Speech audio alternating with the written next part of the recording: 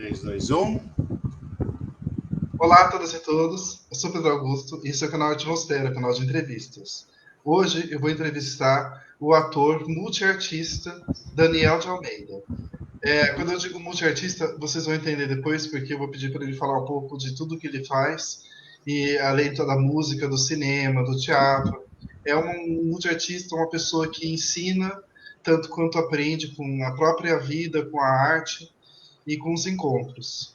Então, eu gostaria de agradecer a sua presença, Daniel, e pedir para você se apresentar para o nosso público, por gentileza. Antes de mais nada, seja bem-vindo. Olá. Ó, segunda vez que eu tô aqui, hein? Conversa, segunda, acho que mais, né? É a terceira vez. Então eu vou começar me apresentando de uma maneira assim, quer ver?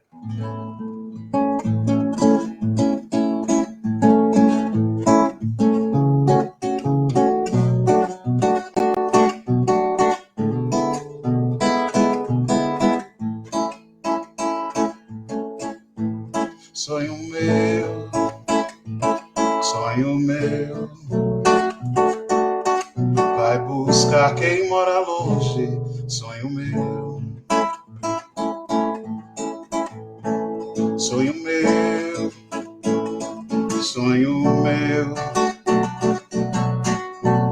vai buscar quem mora longe. Sonho meu, vai mostrar essa saudade. Sonho meu, com a sua liberdade. Sonho meu,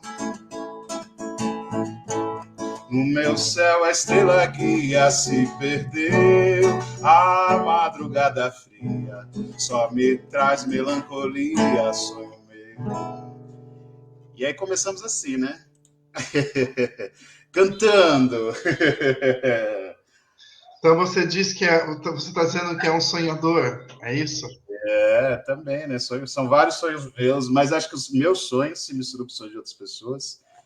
Eu acho que constrói meus sonhos. Eu acho que eu também acabo contribuindo de uma certa maneira com os sonhos de outras pessoas, desejos, realizações, sei lá. Mas eu sou o Daniel de Almeida. Estou aqui nesse planeta há um bom tempo. Eu sou da década de 70. Olha, tem tempo, hein? Sou nascido em Alagoas, colônia Pindorama, Coruripe. Não sei se todo mundo aqui vai saber onde é isso, mas Alagoas sabe, né? E fui, assim, minha pré-adolescência foi na Baixada Santista, ali em Peruíbe, depois de Peruíbe, Campinas. Aí a minha vida hoje em torno de Campinas e São Paulo e um andarilho das artes também, assim. Sou ator profissional, sou diretor de teatro, tenho um grupo de teatro em Campinas, chama Carcaça, diretor de cinema também, tenho alguns documentários realizados, alguns curtas, e sou educador social, onde eu trabalho cinema em diversas ONGs, escolas de Campinas e região, São Paulo, e desenvolvo essa arte que eu acho tão bonita, né, que é contar a história através de quadros, né, através da tela, enfim, essa multiplicidade, né, eu acho que todo brasileiro, acho que tem em si essa coisa de ser múltiplo, né, e artista todos nós somos, né, acho que todo mundo tem os seus personagens diários, né, que faz, né, eu sou o padeiro, eu sou a professora, eu sou motorista de ônibus, eu sou segurança, eu sou a doméstica, todo mundo está desempenhando certamente um papel, um teatro da vida, assim. E aí existe aquelas pessoas como eu se encanta pela arte, né? Que aí a arte ela vai te colocar num outro lugar, que é pegar esse papel da vida e transformar em sentimentos e te transformar em vários outros seres, né? Que você acaba emprestando seu corpo, suas emoções para se transformar em outras pessoas. Então, é isso, eu sou uma construção, assim, de várias pessoas que passaram pela minha vida, da minha família, e acho que aquelas que ainda estão por vir. Acho que é isso, né? Acho que é uma boa apresentação.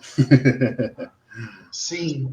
E eu queria perguntar para você, Daniel, quando você começou lá no início, se você poderia imaginar estar sentado no cinema, e eu tive essa honra de poder estar presente para ver ali, né, para estar junto de você.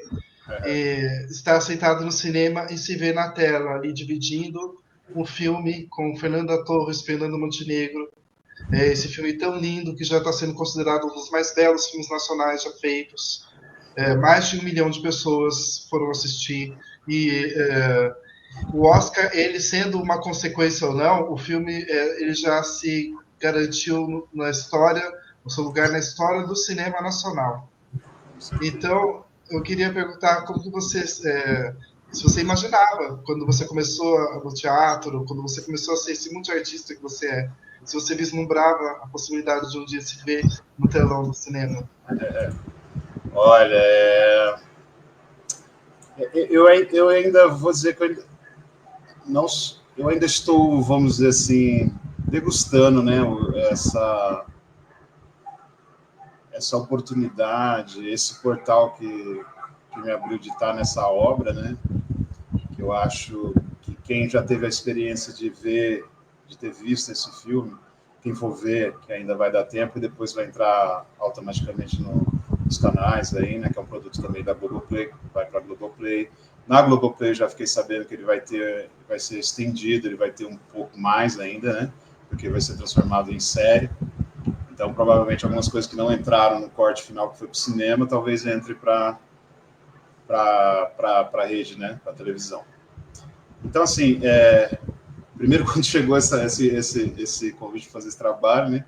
Eu não tinha nem a ideia do que era. Eu fui fazer o teste de elenco no primeiro momento, e aí a preparadora de elenco maravilhosa, Amanda Gabriel, maravilhosíssima, que eu acho que assim, o cinema ele é feito de várias pessoas, né, de vários setores, então a gente tem que ovacionar todos os setores, né, todos os trabalhadores de cultura, todas as pessoas que trabalharam para esse filme ser concluído, né, não só aqueles que a gente vê na tela, mas somente aqueles que a gente não está vendo na tela.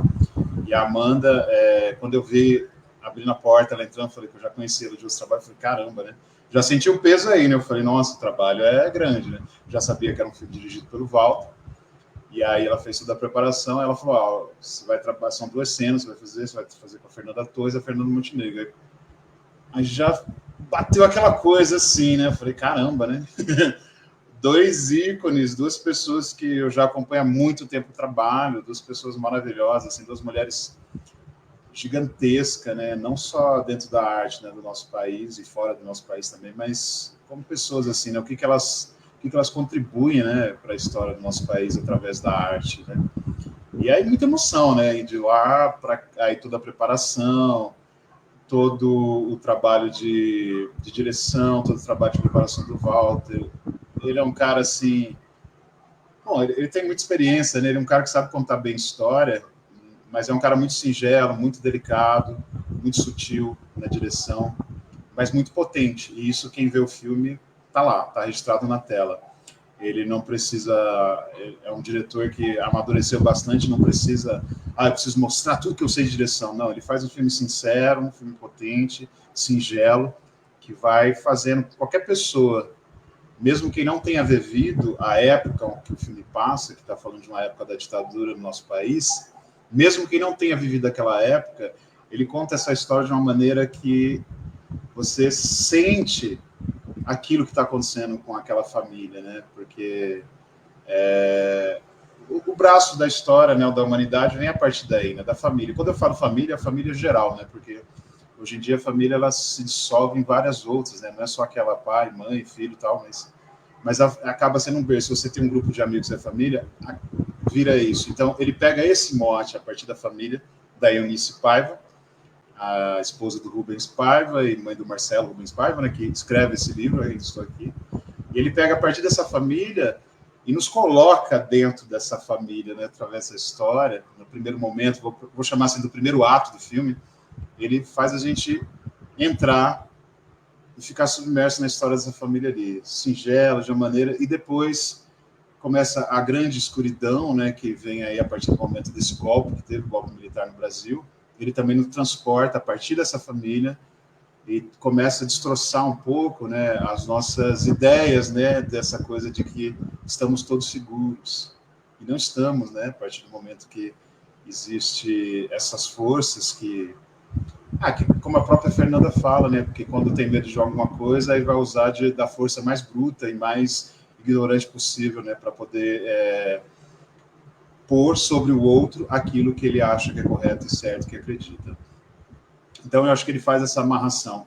E aí, quando eu assisti o filme, que eu estava ansioso para ver, fui ver na pré-estreia em São Paulo, junto com todo o elenco, Fernanda Torres, Selton Mello, Dan Stubble, a Maeve Jenkins, Camila Mádila, Selton Mello, tanta gente aqui, Maria Manuela, acho que todo mundo muito importante ali nesse filme, né? Aí, assim, você começa a sentir, né? Você fala, caramba, né? Faço parte dessa obra também. E aí, quando ele chega para o público geral, vem um outro impacto maior, né? Porque a galera foi ao cinema, a galera lotou o cinema. Eu já assisti 3 vezes na sala grande e está sempre lotado. Fiquei muito feliz que na última sessão que eu assisti, tinha muito adolescente. Então eu falei, pô, que legal que eles estão vindo aqui, né? Que legal que eles estão acessando essa história no nosso país tão recente e tão terrível que foi essa época da ditadura. E que principalmente pensar assim, né? Que se, como diz a música, né? Se a gente não está atento e forte, tá por aí, né? A gente sempre sabe, né? O Brecht tem uma fala que eu gosto de citar e me acompanha bastante, que ele fala, né? A cadela do fascismo está sempre no cio. Então a gente não pode falar assim, tá tudo bem, não está tudo bem, né? Essas pessoas que querem deter o poder para poder usar o poder sobre o outro, mas de uma maneira pesada, com a mão pesada do Estado, usar o poder para humilhar o outro, usar o poder para matar o outro mesmo, né? Porque a gente sabe que muita gente morreu mesmo na ditadura e até hoje tem muitos corpos, óbitos que não existem, desapareceram, e que a gente sabe também que quase ninguém, quase zero, né, foram presos ou processados, que foi. Então, assim, e isso é uma coisa que está sempre aí. Não foi tão longe que aconteceu em 64, não foi tão longe, há 4 anos atrás, que a gente passou mais um pouquinho desse ovo da serpente, né, de voltar a acontecer no nosso país. Então a gente tem que estar sempre atento. Eu acho que esse filme, fazer parte da história desse filme, é isso também. Não é apenas contar um filme através de quadros numa tela grande, não é apenas um filme com estrelas, né? É principalmente um filme que conta a história de uma mulher, que é a Eunice Paiva, que tem uma importância gigantesca.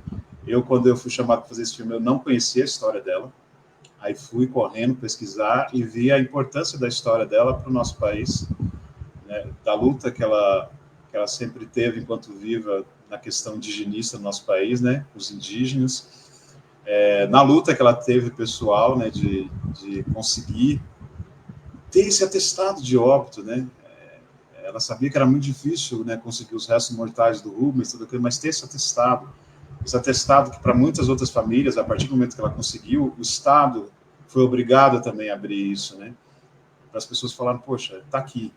Não ficar aquele estigma, sabe, de desaparecimento e o Estado lavar as mãos e, não sei, né? Não sei o que aconteceu. Então, acho que esse filme tem essa grande importância política, histórica, e aí imagética é isso, né? Você vê aqueles personagens, você vê aquela casa, a casa onde o filme é passado foi a casa realmente, né? Onde eles viveram, né? Depois virou um restaurante, hoje eu acho que é um outro negócio, assim. Então, traduzir isso, o Walter teve muito naquela casa também, quando ele era jovem, né? Visitando a família do Rubens, tudo. Então, ele tem a memória afetiva dele também, que ele passou dentro desse filme. E, para mim, tá ali, vendo na tela, acho que são vários desejos realizados, não são só os meus, né? Acho que o desejo da minha mãe, que já não está mais nesse plano, acho que o desejo da minha família em si, o desejo de meus amigos que me acompanham, das minhas mestras, dos meus mestres também, que fizeram a minha caminhada e fazem até hoje. Eu acho que é todos esses desejos, aí quando chega em mim, explode, né? Que você fala, poxa, que legal, né? Porque já venho num trabalho há muito tempo, né? Acreditando nisso, fazendo isso, mas de uma maneira também sempre sabendo de onde eu vim, não me iludindo, porque a gente sabe que a arte no nosso país ela trabalha há garra, suor e lágrima, apesar dessas falas ignorantes das pessoas, né, de falar, mama na teta disso, aquilo outro, são falas ignorantes, né, porque eu sempre falo assim, eu sei falar muito bem do teatro, eu sei falar muito bem da arte que eu faço, do cinema, sei falar, porque eu estudo isso e ensino isso, sei falar sobre cozinha de restaurante, porque eu já trabalhei como ajudante de cozinha, então, assim, eu vou falar com propriedade, né?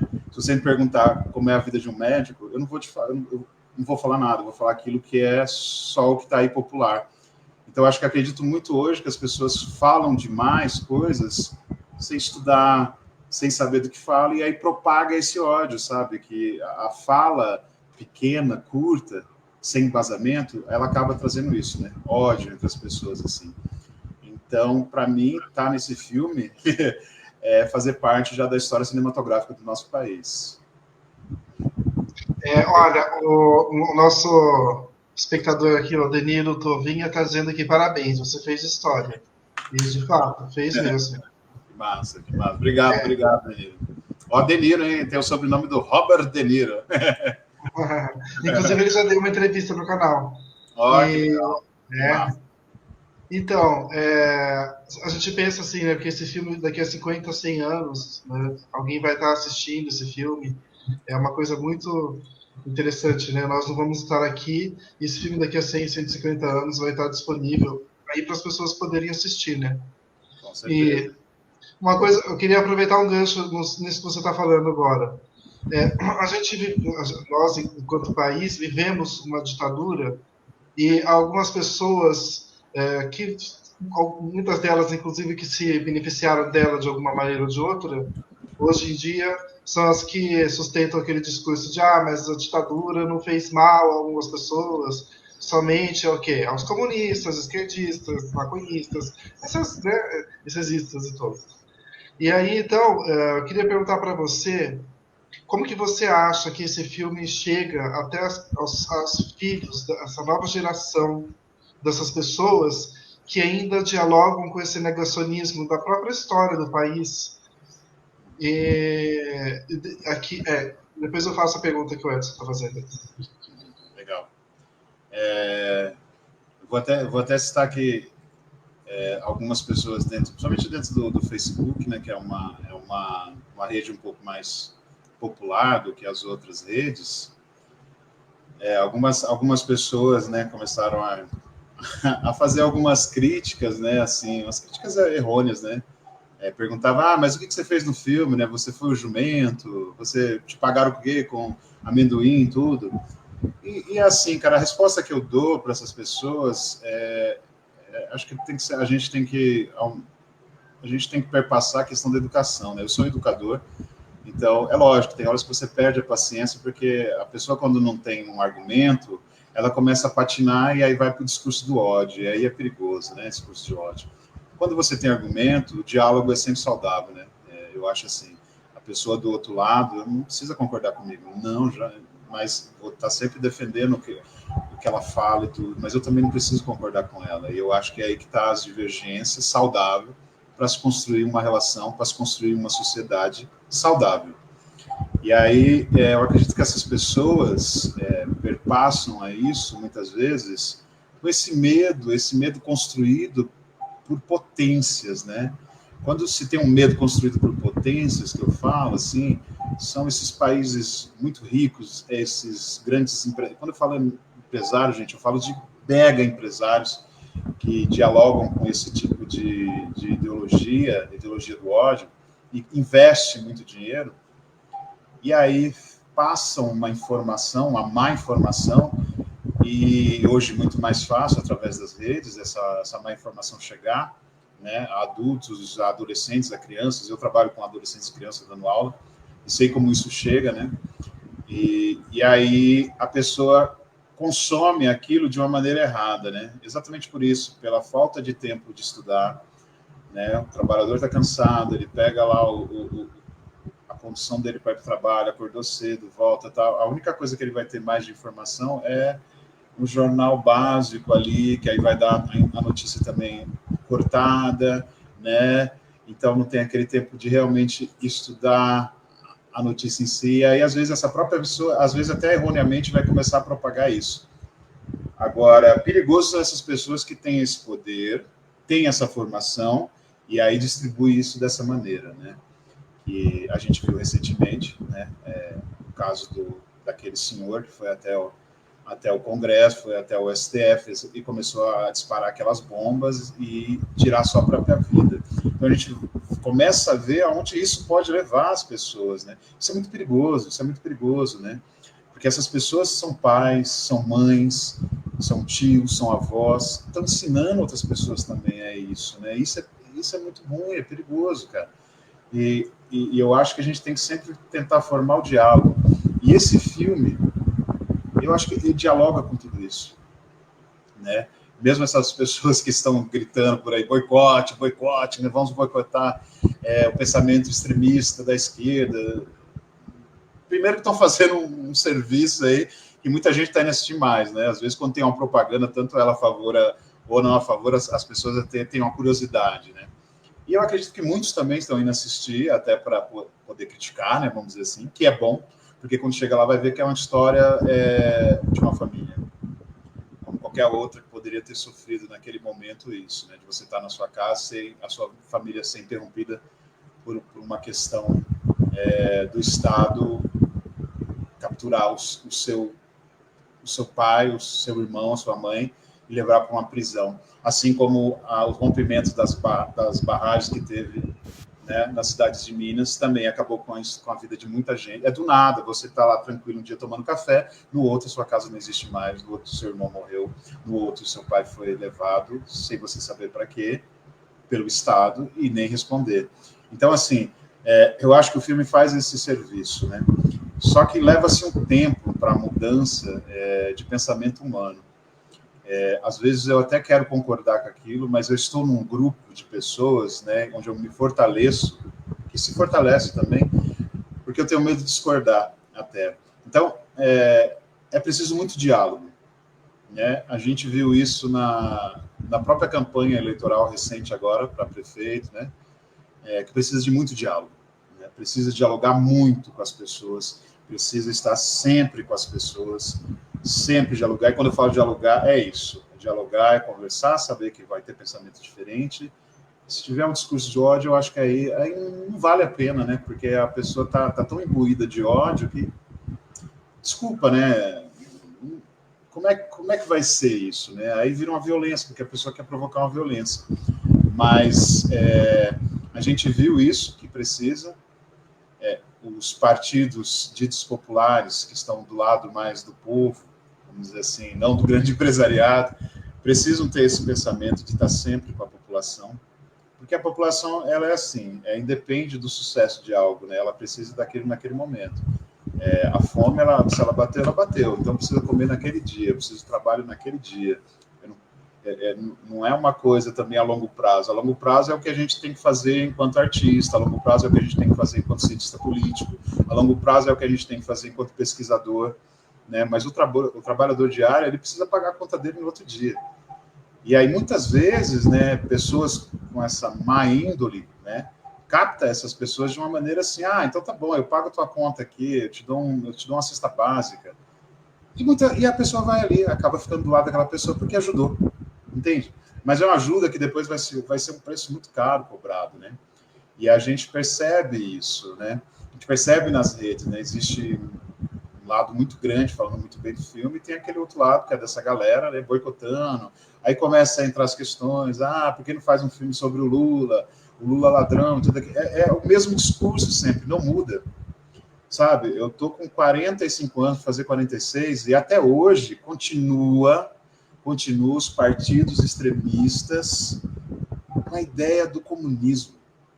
Cara, eu tô com 45 anos, é a mesma coisa, não muda. Eles usam o mesmo, sabe a história do bicho-papão, que os pais usam para assustar as crianças? É a mesma coisa. Não se muda isso, não muda o disco, e as pessoas continuam acreditando. É incrível, né? E hoje mais ainda porque usam as redes para tudo isso, né? Fazem chacota de tudo, fazem bonequinhos de animação. Outro dia eu vi até que tinha um bonequinho do Lula, que eles faziam umas coisas. Eu falei, gente, como é isso? Como é usar essa máquina dessa maneira, né? E aí usa assim, porque usa o medo, né? Amedronta as pessoas, como falavam em São Paulo, não, se o Boulos ganhar, as pessoas vão invadir sua casa e tudo. Entende? Olha o que usa, olha o que usa. E a pessoa no seu dia a dia simples, que acordou 4 horas da manhã, foi fazer o seu trabalho, volta só às 18 horas, pegando aquele trem lotado para voltar para sua casa, seu ônibus lotado, chega na sua casa por volta das 9 horas da noite, para descansar um pouquinho, comer aquilo outro. A pessoa, às vezes, não quer pensar tanto nisso. Muitas vezes a pessoa não quer palavras tão difíceis, que acho que isso é um erro, às vezes, das esquerdas também, que é colocar palavras... A pessoa quer... Me fale o simples. O que você vai fazer pela gente, se a gente votar em você? Mas fala o papo reto, né, que eu falo com meus alunos. Fala isso, porque ele não está tendo tempo. Ele quer depois só dormir, descansar para no outro dia voltar isso de novo. Entendeu? E são essas pessoas, todos esses trabalhadores, que fazem funcionar essa máquina, né? E aí eu falo que o filme Ainda Estou Aqui, ele é feito disso, né? De trabalhadores também. A gente tem uma história maravilhosa ali, mas são trabalhadores da cultura, né? O cinema, pode falar quem for, mas ele é uma indústria que ele movimenta milhões no nosso país. A gente teve recentemente com a Lei Paulo Gustavo, cara, foram milhões e milhões injetados e foram bilhões que o país teve de volta em seus cofres a partir de trabalhos diretos e não diretos ali dentro do cinema. Eu estou falando só do cinema, não estou falando das outras artes que envolvem também. Então, o quanto isso movimenta? O filme fez mais de 1 milhão de espectadores. Ele está dando esse retorno também, através de impostos, através desses empregos que foram criados, dos empregos que ainda são criados com a distribuição do filme, ou seja, o filme ele continua dando emprego, não acabou depois que fez ele e foi lançado, continua a carreira dele. E quiçá, se agora ganhar o Oscar, que vai continuar gerando isso, né? E para mim o que importa é isso, além de ter uma história nossa, que tem que ser contada, sim, porque as pessoas falam, mas não conta a história real, como é que foi. Ué, então produza a história, mas de uma maneira correta, através de pesquisa, e fala o que foi que essas pessoas fizeram de tão ruim para o exército brasileiro, o que foi que esses guerrilheiros, que eram meia dúzia com armas bem capengas, fizeram com o exército. Porque sempre isso, você fala, mas nunca fala o que a extrema esquerda fez com... Ué, então, cria essa história. Não tem, né, Pedro, onde criar, porque não tem embasamento, não tem pesquisa, porque os pesquisadores sérios sabem onde... E a gente sabe, a história é essa. E aí fica só nessa chacota, nesse discurso, tentando provocar você para você começar a falar coisas de baixo calão, sabe essa coisa? E aí, acho que isso não vale nada. Eu, como educador, eu penso assim, você quer trocar ideia, quer dialogar? Vamos. Você quer discurso de ódio? Olha, eu posso te passar um contato de um psiquiatra, sabe, de um psicólogo, que é isso, cara, sabe? Eu acho que essa é a função, mas o filme está fazendo isso. Eu acho que só de mexer essas estruturas é importante, assim, né? Fazia muito tempo que a gente não via um filme nosso. Eu estava falando, hoje eu escrevi uma coisa lá no Instagram da Maria Manuela, que fez o filme também, que a gente, no Brasil, a gente está sempre retomando alguma coisa, né? A gente teve a retomada do cinema depois da Veracruz, que acabou, depois a retomada do cinema a partir da era Collor, não vamos nem falar, né? Mas, pelo amor de Deus, também o Collor foi um presidente que acabou com a nossa cultura também. E aí depois a gente teve a nova retomada do cinema, depois de Bolsonaro, e agora a gente tem essa retomada, que eu acho que é esse filme, depois de Bolsonaro, para mim que ele retoma novamente esse orgulho de falar assim, nós produzimos cinema de qualidade, potente, com a nossa cara, com a história do nosso povo. Então, quem não foi ver, vá ver urgentemente esse filme, vale muito a pena. Eu falo bastante, hein, gente? Não estou te ouvindo, tá mudo seu... Oi! Então, experiência, o cara não liga o microfone dele? Oi! Oi! Então, eu fui assistir o filme 2 vezes. E é um filme maravilhoso, é incrível, né? E queria aproveitar para fazer a pergunta do Edson aqui. Dani, fala das cenas que ficavam de fora do filme. O Edson está perguntando, né? O Edson tem informações privilegiadas. Então, assim, para quem conhece a história, para quem já leu o livro, também quem conhece a história da Eunice, ela teve a questão do Alzheimer, né? No fim da vida dela, e foi cada vez ficando pior, assim, a situação. Então, teve algumas coisas bem trágicas, assim, né, por a questão da própria doença, né? A perda de 2 apartamentos a partir de um acidente que provocou o incêndio desses apartamentos, né? Então, teve várias coisas, né?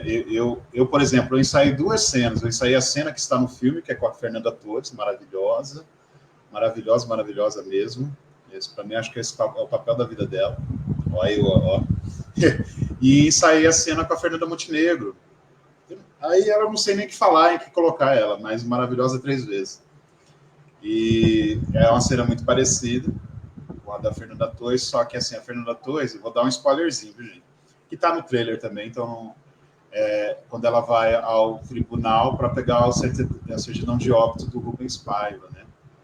E depois, quando ela volta, já como Fernanda Montenegro, para poder assinar a curatela dela por causa da questão do Alzheimer, né?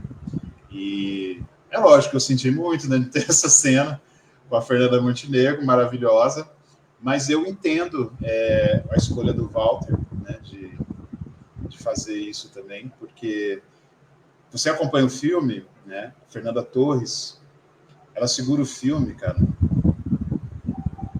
quase 2 horas de filme, essa mulher segura esse filme inteirinho ali, Fernanda Torres. Então esse filme é muito... Aliás, é um filme de atuação, de interpretação, né, o Walter sempre falou isso, e a Fernanda Torres segura muito bem esse filme.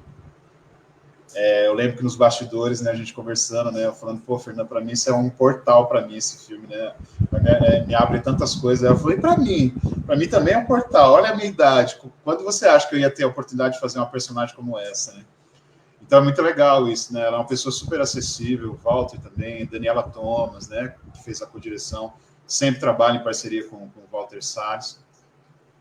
E a Fernanda, né, que você olha para ela e você fica olhando, assim, falando, admirando, assim, Fernanda Montenegro. Mas essa opção dele deixar essa história, que é contada pela Fernanda, que é de uma potência muito grande, né, e não precisar explicitar tanto, né, essa parte da doença, que foi no fim da vida dessa mulher.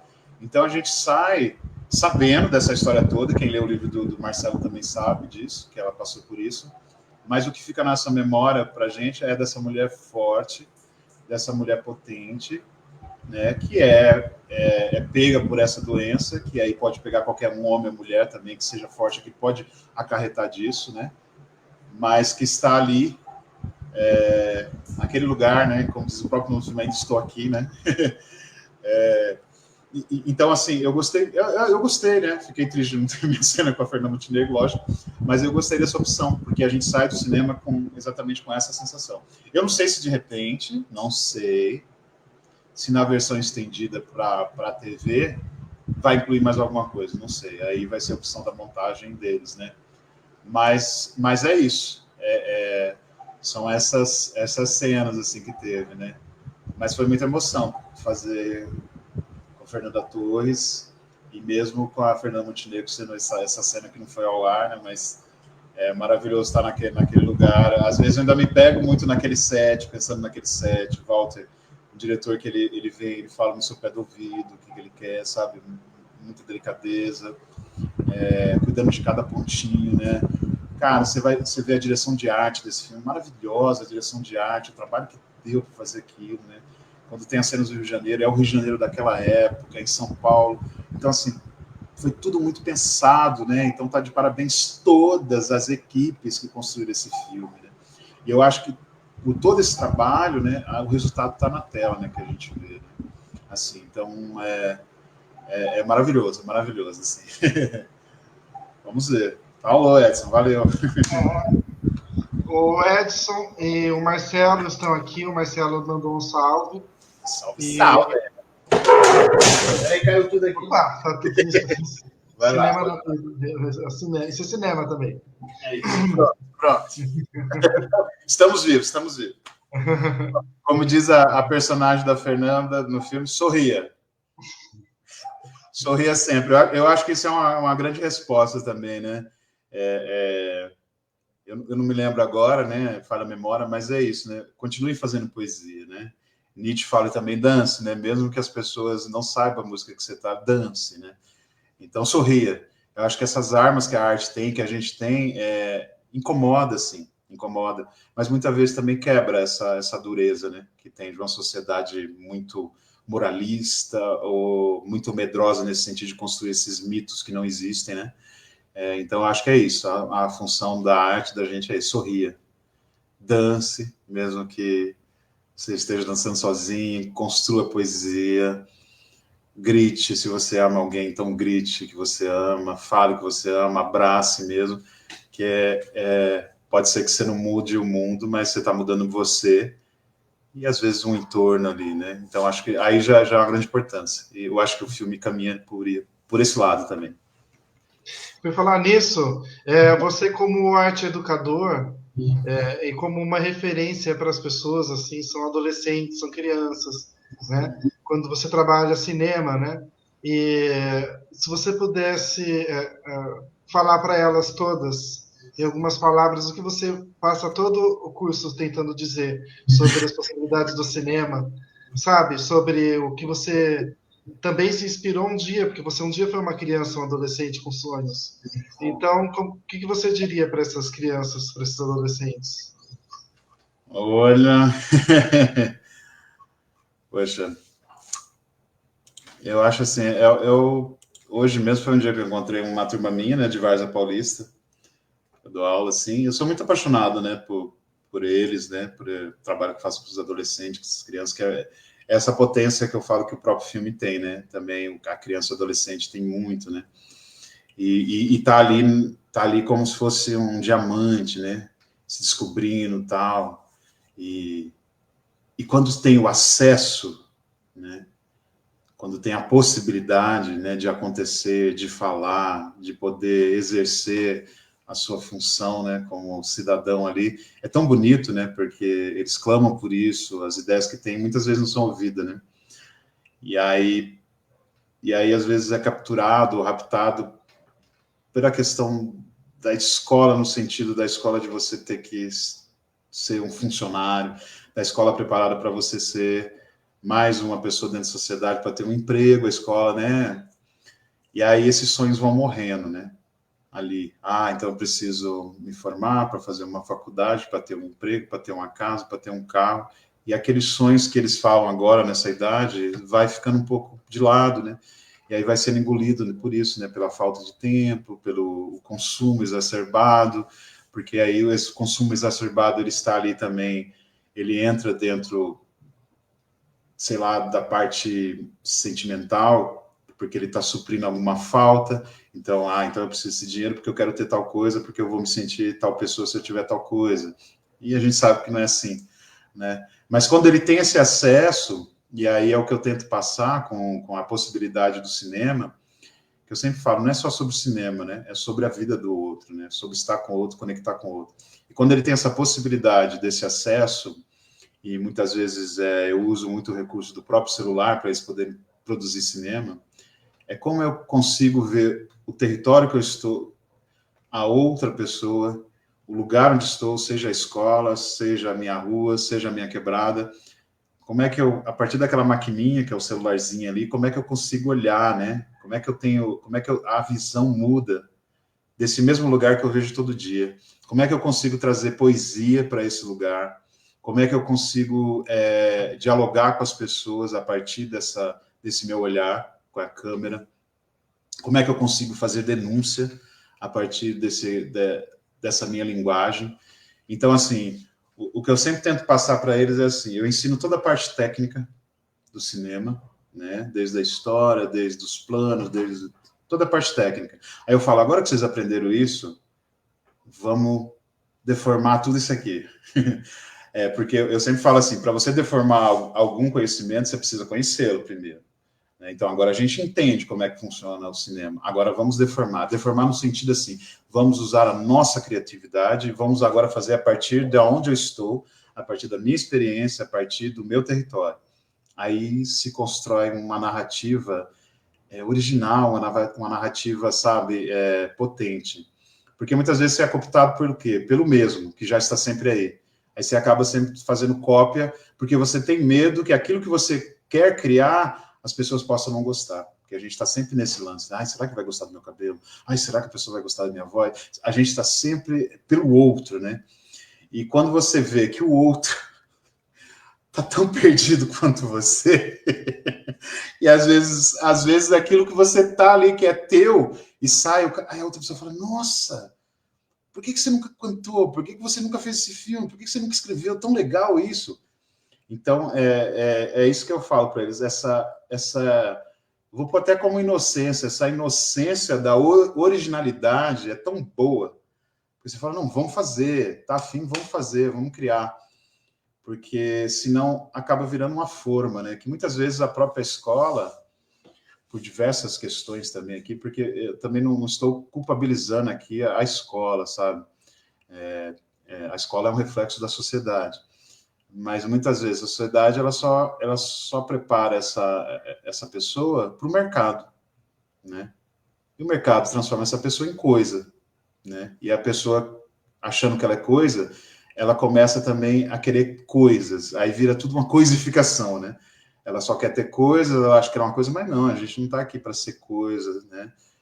A gente está aqui para mexer o mundo mesmo, né? Para transformar, como é que é a música do Siba, né? Toda vez que eu dou um passo, o mundo sai do lugar, né?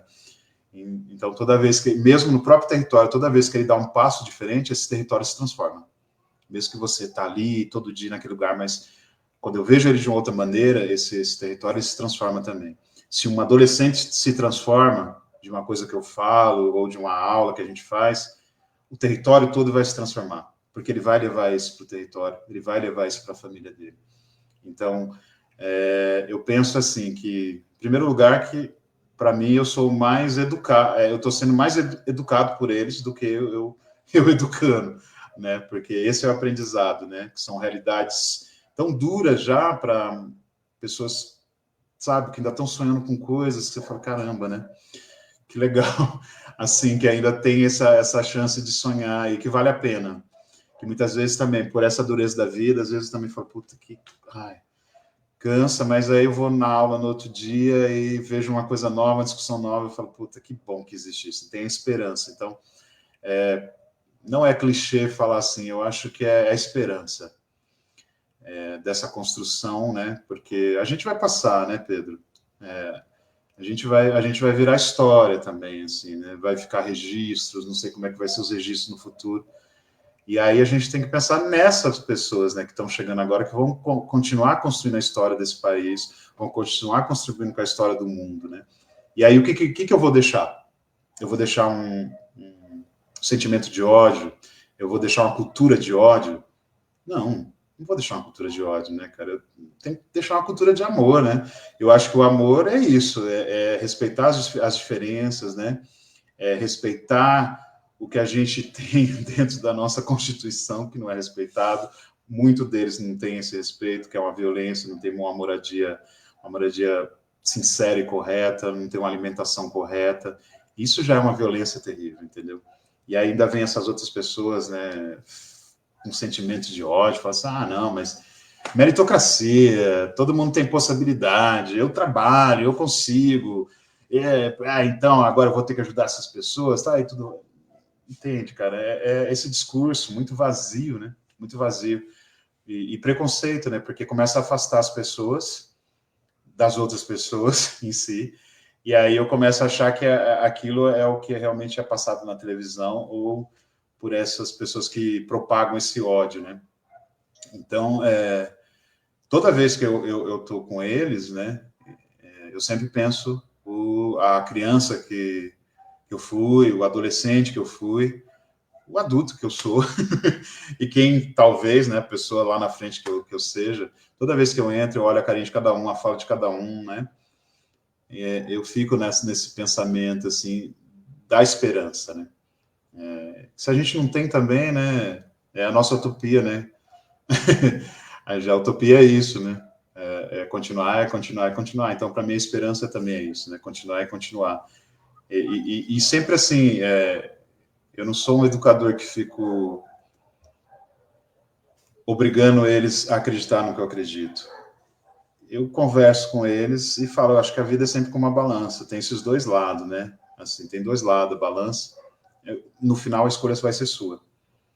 A gente só tem que pensar assim, se eu escolho um lado e esse lado é um lado que está magoando os outros, está humilhando os outros, está fazendo mal ao outro, eu falei, tem alguma coisa errada. Eu acho que isso a gente tem que pensar, né? Estou falando que todos os lados são perfeitos, não é isso, mas tem sempre um lado que realmente é um lado que só pensa no seu próprio umbigo, que só pensa nessa humilhação, que só pensa nessa questão de diminuir o outro, que só pensa na avareza, que só pensa em destruir sonhos, né, que são construídos. Então, é isso, falar aí, mas o peso final é vocês que vão dar, né? A escolha é de cada um. Mas provocar esse pensamento é legal, né? Provocar com o próprio cinema, né? Que dá para se fazer cinema com o celular? Dá. Eu não preciso ter uma câmera poderosíssima, caríssima, né? Equipamentos. Eu posso fazer cinema com o celular, eu posso contar minhas histórias com o celular, posso contar as histórias da minha família, as histórias do meu território a partir desse equipamento. O que eu não posso fazer nunca é sozinho. Então, ter essa possibilidade do coletivo, que é a escola, que são esses encontros na ONGs, nos grupos, nas oficinas, e isso é o melhor. Quando nós estamos em coletivo ali, isso é legal, porque diverge os pensamentos, mas aí tem a conversa, aí tem a brincadeira, aí tem o barulho, que o barulho é gostoso, que é poesia, e aí quando vê, estão construindo junto, né? Que eu acho que é isso que a nossa sociedade precisa, né? É construir juntos, né? Não é essa ideologia de separação à base de bala, ou de uma pessoa chegar ao patamar de se matar por uma coisa que ele nem sabe onde está, né? Nunca nem viu o rosto, sabe? Assim, que é o medo do comunismo. E eu queria aproveitar, porque hoje estamos dia 18 do 11, ou seja, dia 20 do 11 já está quase chegando, e é lógico que, infelizmente, o racismo ele é uma realidade no Brasil. Gostaria de poder dizer que isso que isso é um passado, que já superamos, que a nossa sociedade.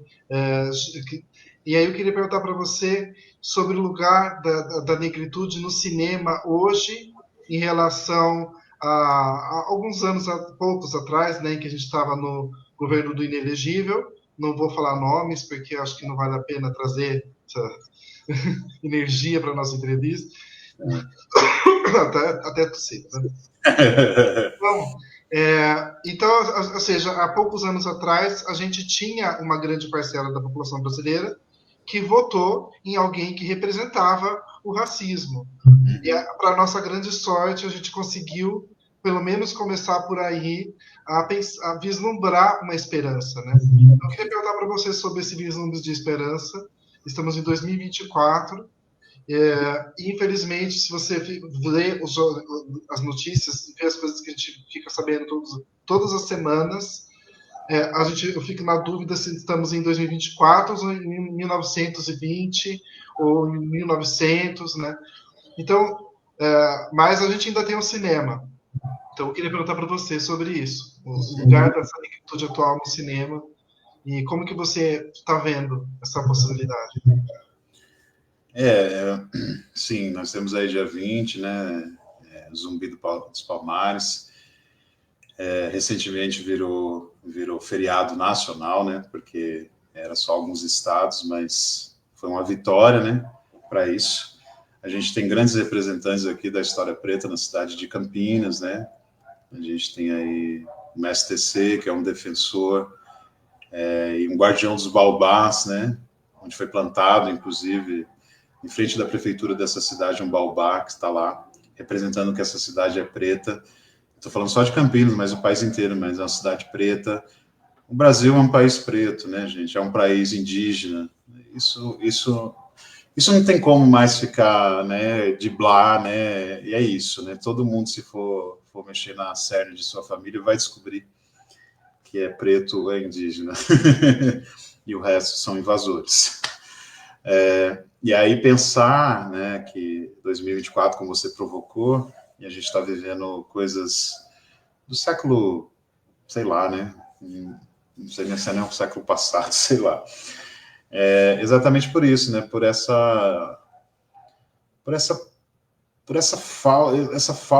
esse falso medo de que a moral é que nos salva, né? de que o Estado ele tem que se suprir de coisas básicas, e o resto você tem que estar satisfeito. Você teve sua família, você teve a oportunidade de ter tua casa para pagar em não sei quantas prestações, tá aí, o Estado te fez isso. Agora, tá bom, não precisa você pensar em outra coisa, não precisa pensar em arte. Para quê? Para que você quer contar história? Não estão contando história já aí? Por que você quer fazer um filme sobre a sua família? Por que você quer contar um filme sobre a sua avó? Não, não interessa.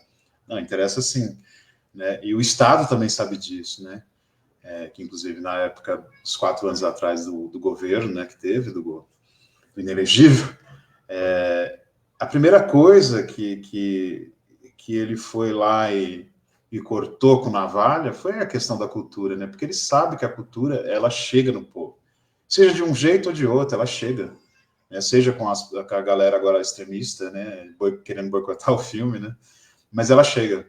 Então, eles são espertos, eles estão aí, eles estão disseminando, continuando disseminando o ódio, né? Usando a máquina, usando recursos, não só do Brasil, mas recursos que vêm de fora, com grana, para poder disseminar esse ódio, disseminar ideias falsas, disseminar as fake news que continuam usando a torta e a direita, entendeu? Fazer o que foi feito, né, no dia 8, né, daquela invasão bárbara de terror lá em Brasília. Ou seja, estão sempre aí, né? E é por isso que eu acho que a justiça, principalmente, precisa chegar nos cabeças, né, disso, né? Porque essas pessoas são marionetes, mas os cabeças são esses que mantêm a máquina funcionando, que é o dinheiro para poder manter essas pessoas. É aí que tem que chegar, nessas quadrilhas, né? Esses terroristas, sim, esses maiores, que mantêm esse dinheiro, né? As outras pessoas são marionetes, né? Elas vão na onda, né? E aí eu penso falar sobre o cinema preto no Brasil. Eu acho que se constrói muita coisa boa e também tem muita coisa para se pensar, assim, né?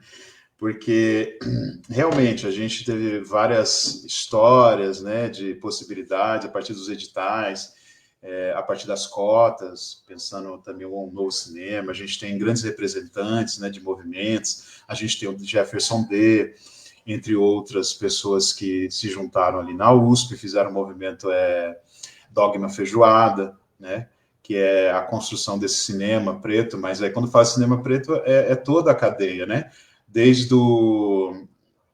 toda a parte técnica até quem está ali representando na tela, né? Desse corpo preto. E só que a gente tem várias outras pessoas que também não chegam, né, no público geral, que para mim essas pessoas é que estão construindo um cinema preto que eu acho muito interessante, né? Eu vou citar alguns nomes, a Everlane Moraes, que eu acho que é uma diretora maravilhosa, assim, que ela faz umas experimentações cinematográficas usando essas histórias próximas a ela e transformando num cinema muito interessante, de estética. Eu acho que é isso, a gente tem que pensar muito nessa questão da estética. Porque o que acontece? Tem muita produção preta acontecendo, né? Recentemente a gente fez um festival aqui em Campinas, o primeiro festival de cinema negro de Campinas. Teve uns convidados maravilhosos ali, lá Santiago, Natasha Rodrigues, que fizeram uma mesa junto com a Mariana Kir, maravilhosa. Fala da Mariana, que é uma pesquisadora maravilhosa. E ela traz uma coisa que me fez muito pensar também, né? Que a gente tem que também botar a mão na consciência e falar assim, legal, eu estou fazendo um cinema preto do jeito que eu quero, ou eu estou fazendo um cinema preto para agradar brancos? Porque a gente tem que fazer algumas críticas também, né? Porque, às vezes, com essa questão até do medo, né, do cancelamento, às vezes você vê que não existe nenhuma crítica mesmo. Não, tem que ser criticado, né? O que você está fazendo? Você está pegando todo esse recurso para fazer a mesma coisa, do mesmo lugar, está no mesmo lugar? Não, a gente tem que... eu acho que, assim, a arte é isso, né? A arte, ela quer expandir, ela não quer ficar no mesmo. A mesma fórmula sempre. E aí, quando a gente vê algo novo, como esse cinema da Everlane Moraes, quando a gente vê o pessoal da Rosa Filmes, lá de Cachoeira, na Bahia, Glenda Nicásio, sabe? Tem muita coisa boa acontecendo nesse país, do cinema preto, assim. Mas precisa ser mais acessado e precisa estar mais acessível para as pessoas. Para a gente até poder dialogar e falar, né? Olha que interessante, né? Esse aqui sai mais do mesmo. Então, eu faço essa crítica, né, também. ao nosso cinema. Tem muita possibilidade acontecendo. A gente vê hoje até na própria televisão brasileira, né? Não que seja uma coisa assim, nossa, agora tá aí, tem bastante preto na TV, tudo aquilo outro. Lógico, eles estão seguindo o mercado, ele segue um modo operante da sociedade, né? Não é porque é bonzinho o mercado, né? É para ele se manter no mercado. Mas já é um ganho, né? Você ligar a televisão depois chegou do seu trabalho, você é um preto, ligar a televisão e olhar e ver uma família preta que não está numa favela, que não está sendo violentada pela polícia ou não está violentando alguém. Quando você liga lá e não vê um assaltante preto ou um traficante, quando você vê uma família preta feliz, trabalhando, comendo bem, aí você, opa, sabe, um casal preto se beijando, se amando, pessoas pretas se abraçando. Você entende como isso é potente nas narrativas, como isso é potente na questão do próprio racismo do nosso país? Porque a gente sempre, né, quando ligava a TV ou ia para as telas, nesse lugar que estava o povo preto, sempre na favela, sempre na violência, ou jogador de futebol, sempre a pessoa esperta, né, ou muito sexualizada, e não, né, a gente tem que trazer essas possibilidades, né, de que existe amor dentro das famílias pretas, de que existe pesquisadores, de que existe arquitetos, de poetas, músicos, construtores de história, e isso tem que estar nas telas também, porque isso é política. Né? A partir do momento que uma criança liga à TV e ela vê uma personagem igual a ela, construindo um futuro, ela fala, opa, eu tenho possibilidade. E isso é muito potente, né? Então, eu não vou aqui fazer crítica à TV. A TV ela é muito potente, porque ela atinge muita gente. Se o filme do Walter, aqui eu ainda estou aqui, até, né? Perdi um pouco o nome, ainda estou aqui, fez mais de 1 milhão de espectadores, a novela ela faz isso quase todo dia, a TV. Então, olha a potência disso. E aí, se eu tenho a oportunidade de usar esse mecanismo para... E aí eu estou falando da questão do povo preto, mas aí, se a gente for colocar, Pedro, tem aí indígena, a gente precisa de protagonista indígena, a gente tem o povo amarelo, a gente tem os japoneses, a gente tem a maior colônia japonesa no Brasil. Onde estão, né, essas pessoas? A gente começar a ver mais personagens trans, não só na tela, mas também na parte de equipe, que eu acho que isso é um todo, entende? Corpos PCDs, para que aí a pessoa na sua casa comece a ver que tudo isso é normal. Porque a TV, ela educa muito, né? E a pessoa vai vendo... Aí quando vê, mas não tem tantas pessoas assim, né? Porque eu não vejo... Não, você não vê na televisão, sai para o mundo, né? E essas vezes as pessoas são tão isoladas, mesmo isoladas da sociedade, que aí não aparece, né? Ou se aparece de uma maneira de chacota, né? Entende, assim? Então, eu acho que quanto mais isso está dentro da tela, quanto mais a gente contar nossas histórias, a partir da nossa narrativa, quanto mais a gente usar os streamings, que tem vários streamings muito bons, pretos, especializados em filmes pretos, de acesso gratuito, inclusive, para as pessoas irem atrás de filmes que não estão no cardápio aí da TV aberta, que não estão nos grandes cinemas, mas que são filmes lindíssimos, entendeu? A gente começa a ter uma narrativa diferente, né? E começa a ter opção também, né? E tendo opção, você começa a ficar mais crítico. Você assiste e fala assim, peraí, né? Lembra a coisa da estética, né? A gente tem que pensar muito nisso na estética. Eu sempre nas aulas eu falo isso, né? Qual que é a estética do cinema preto? Né? O que a gente está construindo? O que a gente está pensando esteticamente? E pensar esteticamente a arte, pensar esteticamente uma coisa, é político. Né? Porque você pesquisa. Né? Você, ao pesquisar, você está construindo história. Ao construir história, você está embasando o teu material. Né? Então, eu acho que ainda... A gente chegou num certo lugar? Está chegando, bastante, isso é ótimo. Mas ainda precisa mais. Precisa mais eu tenho que construir uma história. Porque, ok, eu sou um diretor preto, eu posso fazer um filme sobre uma narrativa branca? Posso. E aí? Eu posso construir outras histórias? Eu posso fazer um filme e não colocar nada de candomblé? Posso. Ou eu só vou colocar lá também porque eu acho bonito fazer uma dança e aqui? Não. Eu vou colocar, mas esteticamente, o que isso está falando no meu filme? É só para mostrar que o povo preto é candomblé, é isso, é aquilo. Não, é mais do que isso, entende? Então, eu acho que a gente tem que começar a pôr a mão na consciência e pensar, né, nessa estética mesmo, assim, do cinema, né? Mas a força que a gente vê hoje é muito grande. Isso a gente não tem como, né? Eu vou colocar como a TV, por exemplo, né? Porque ainda é um mecanismo muito forte de comunicação.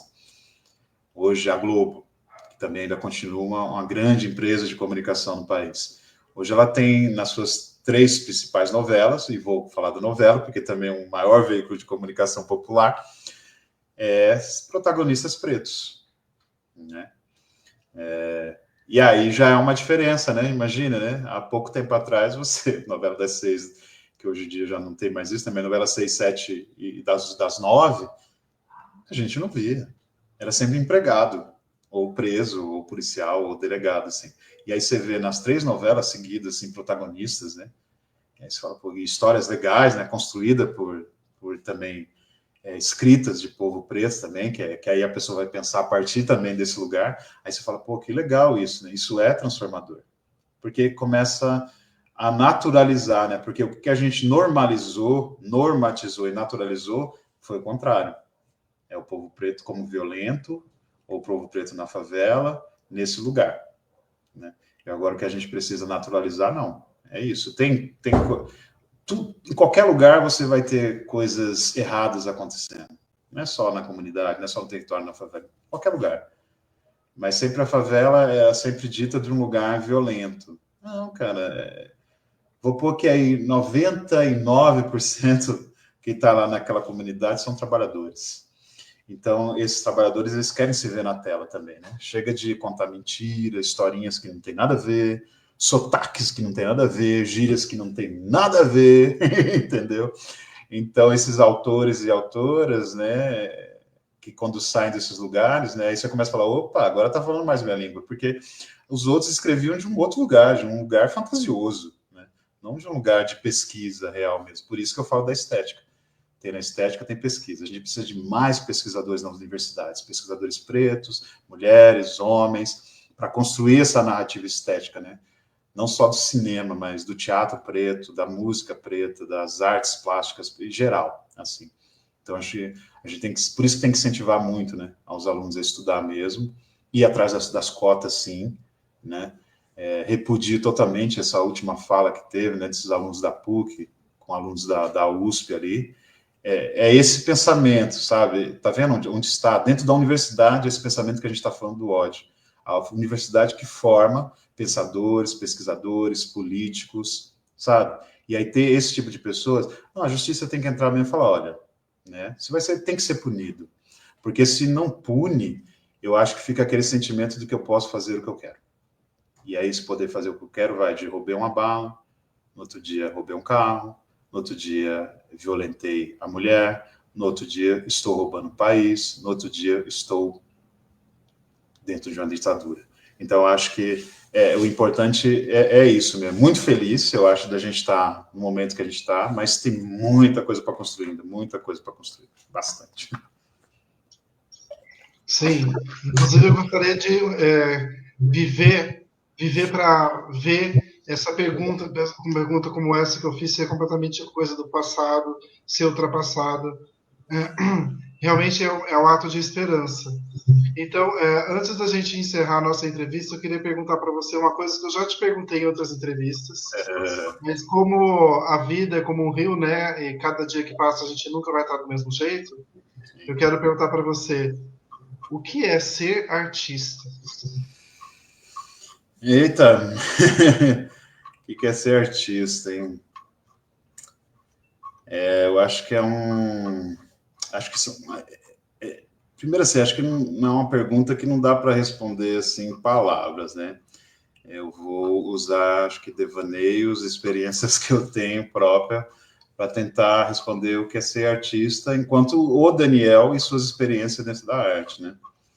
Eu acho que para mim ser artista é construção diária, é construção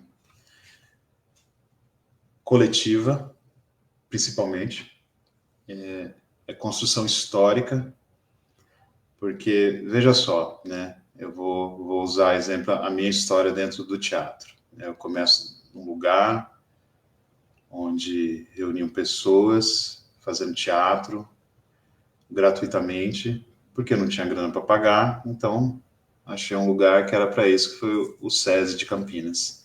E aí lá encontro, lembra da questão da estética, pesquisa que eu falei que é importante, encontro uma mestra, que é a Inês Viana, que vem com a estética e pesquisa e nos traz uma formação. Porque ela poderia ser uma professora de teatro que não teria nada disso, e de repente eu poderia achar que o teatro seria só outra coisa, né? Então por isso que é muito importante o estudo, sim. Eu falo sempre para meus alunos, tem que sempre estudar, e o estudar é diário, né? Se você consegue estar na escola, tem gente que não consegue, né? Mas está ali no livro, lendo sempre, ouvindo, perguntando. Hoje eu até lembrei, eu passei um filme para ele chamar Meu Amigo Nietzsche, que vale muito a pena, né? De assistir, que é a história de uma criança que ela acha no meio do lixão, assim falava Zaratustra. E aí ele quer que as pessoas falem o que aquelas palavras significam para eles, né? E aí existe os dois lados, né? Uma pessoa que explica, o outro que acha que aquilo é do demônio e tudo mais, manda jogar fora. E aí ele encontra no lixão outro livro, né? Que é o Manifesto Comunista do Marx, né? E é muito bonito, assim, como é que eles tratam esse filme. Vale a pena, Meu Amigo Nietzsche. É bem antigo, mas é um filme para criança mesmo, mas a maneira como eles falam, como a adolescência é revolucionária, né? Porque é ali que você está se formando, o pensamento depois que você vai trabalhar no dia a dia, você enquanto adulto e tal, né? Mas é nessa pré-adolescência. E eu acho que é isso, a formação, né? Esse lugar, mas que me tornou artista, eu acho que é a partir de uma palavra que é o que eu tento passar dentro das minhas aulas também, afeto.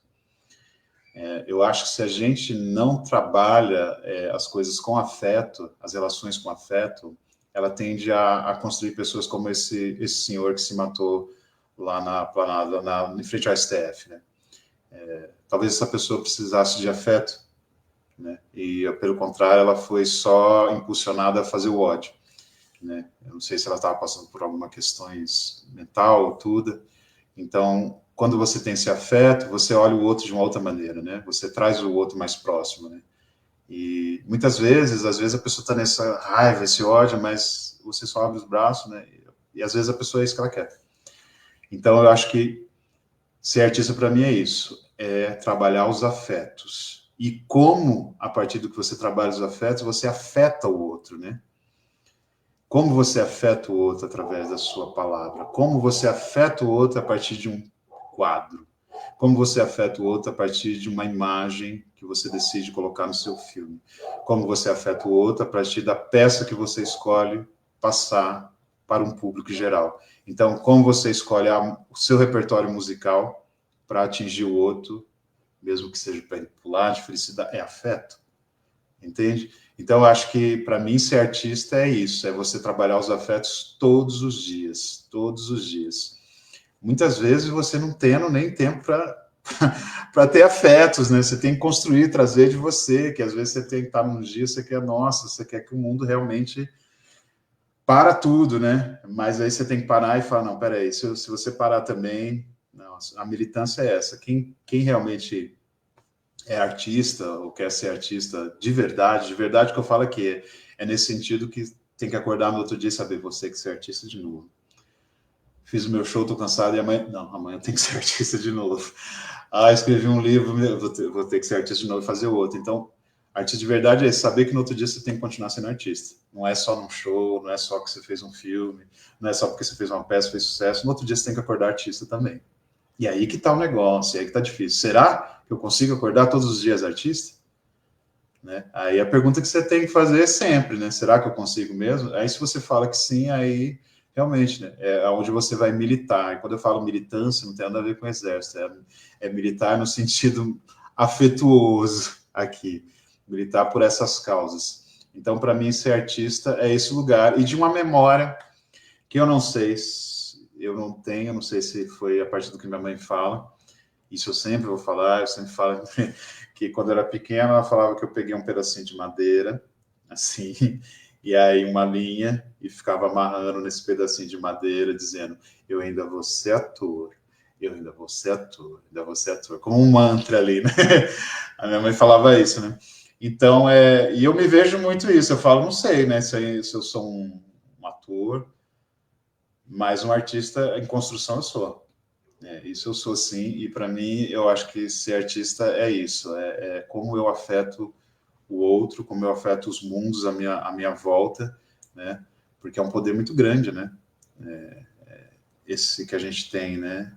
Seja como ator, como músico ali, você, através de uma música, através de um olhar, através de uma palavra, entrar ali, sabe, naquele momento, no outro ali, é tão mágico isso, assim, é uma ligação que às vezes parece assim, você pode ter um teatro inteiro cheio de gente, você pode ter um estádio cheio de gente, e às vezes você encontra alguém ali que parece estar tão na sua, assim, pum, que parece que começa um diálogo só ali, e aí depois você vai ver que não, o diálogo está acontecendo com o outro, que está acontecendo com o outro, que está acontecendo quando você vê, está todo mundo dialogando uma coisa só. Então, isso para mim é só a arte que consegue chegar nesse lugar, essa potência de diálogo coletivo, assim. Então, para mim, ser artista é isso, é ser um ser coletivo diariamente. Então, antes de encerrar, queria dizer que, olha, a Silvia Domenichini mandou um salve pra gente. Eu aí, grande Silvio. Olha, maravilhosa entrevista, pessoal. Parabéns, o Edson. Quero dizer que, assim, são muitos os desafios mesmo, né, para se fazer arte no Brasil. E estamos em tempo de TikTok, de informações comprimidas. A gente, assim, a paciência mesmo das pessoas em ouvir, em se permitir parar para prestar atenção, tudo isso está sendo afetado a partir são tantas tecnologias, como disse a Maria Bethânia uma vez no show, né? Tem muita antena e pouca gente antenada. Então, queria agradecer as pessoas que ajudam esse canal a ser possível e que a gente possa se antenar através das artes, que a vida é a arte do encontro, embora haja tantos desencontros pela vida. Quero te agradecer e eu vou deixar aqui, olha, sempre bom escutar e estar com vocês. E eu quero dizer que eu concordo plenamente, porque eu conheço o Daniel assim, pessoalmente e posso dizer que é sempre um aprendizado, é sempre. Eu não saio a mesma pessoa que entro, sempre saio alguém refletindo, alguém que pode pensar na arte da esperança, na arte da vida. Então, quero agradecer a você, agradecer a todas e todos. E eu vou deixar aqui as comunicações, os Instagrams, etc. Tem uma pergunta que eu achava que eu deveria ter feito, não fiz? Olha, eu acho que não, viu? Acho que as perguntas a gente vai se fazendo no dia a dia, né? A gente vai sempre ter. Espero que a gente tenha tempo para. Assim, a gente nunca. A gente sempre vai ter perguntas, né? Respostas é o que é o difícil, assim. E que bom que a gente tem perguntas que a gente é curioso e vai atrás de conhecimento. Mas eu que agradeço, né? Mais uma vez estar aqui. É legal, né, pensar os momentos, né, que a gente vai vivendo. Também conheço o Pedro há muito tempo, né, as pessoas que estiveram aqui conheço bastante também. E aí ver a evolução de cada um faz parte da minha evolução também, né, enquanto esse ser andante desse planeta aqui.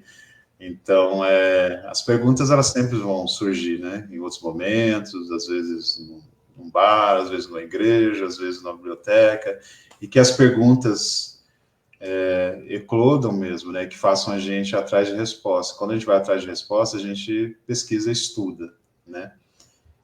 Então, acho que é isso, assim. Para mim, está sendo e é maravilhoso. E para quem ainda não viu, vá ver o filme. Ainda estou aqui no cinema, vale muito a pena, ainda está em cartaz. Dizer também que eu acho que ainda esse ano lança um telefilme que eu fiz para a IPTV, que chama Dona Elza, que logo tá, acho que talvez estreia em dezembro, com a maravilhosa Teca Pereira, Teca Romualdo, Aisha Nascimento, um elenco muito legal. Ano que vem, estou fazendo meu merchan. Ano que vem também lança 3 séries aí que eu fiz. Uma que é a segunda temporada do Colônia, que fala sobre o Hospital Manicômio de Barbacena, do Canal Brasil. Estreia finalmente Taran, que foi uma obra da Disney Plus, junto com a Xuxa e Angélica, e um elenco gigante. vai estrear na metade do ano que vem. E Tremembé, que foi um último trabalho que ainda está sendo ainda finalizado, esse trabalho, né? É muito legal, Marina Rui Barbosa, Bianca Comparato, um elenco maravilhoso aí. Então, ano que vem, vocês vão ver bastante aí nas telonas, nas telinhas, nos celulares, onde vocês quiserem assistir também, assim. E quem quiser seguir, estou lá no meu meu Instagram, Daniel Infinito. Tem também o Instagram do Cine Preto Cena Preta, que é um trabalho que eu faço de cinema. Enfim, quiser trocar ideia, conversar. Até você também, que quer boicotar, se quiser trocar uma ideia, falar, curiosidade, falar se eu fiz o jumento no filme. Eu gostaria de fazer a voz do jumento do Shrek, gostaria muito de dublar, acho bem legal. Então, eu convido todo mundo, não tem problema, troco ideia com todo mundo. É isso aí. Adorei. Melhor resposta para as perguntas não feitas. Exatamente. Então é isso, Silvia, Edson, Marcelo, Deniro. Quero agradecer a todas e todos e até a próxima. É isso aí. Boa noite, gente. Obrigado aí. Ó, e sigam o canal do Pedro, Atmosfera, que é muito legal. Insistir numa comunicação sem um aparato tecnológico, sem um aparato monetário, né? É muito difícil manter. E então, assim, as pessoas... Isso faz parte da educação também, né? As pessoas consumirem produtos aonde a pessoa da comunidade faz a roupa, aquilo, programas como esse do Pedro, é mudança social, entendeu? É mudança de pensamento e de estética. Então, consumam, né? Consuma o trabalho do Pedro, a Atmosfera, consuma outros trabalhos que não tem esse aparato monetário, né, das grandes redes e tudo. Porque é só assim que a gente vai ter um diálogo sincero e verdadeiro. Então, eu só agradeço. Puxa. Não tem mais o que falar. Até mais. Valeu. Valeu.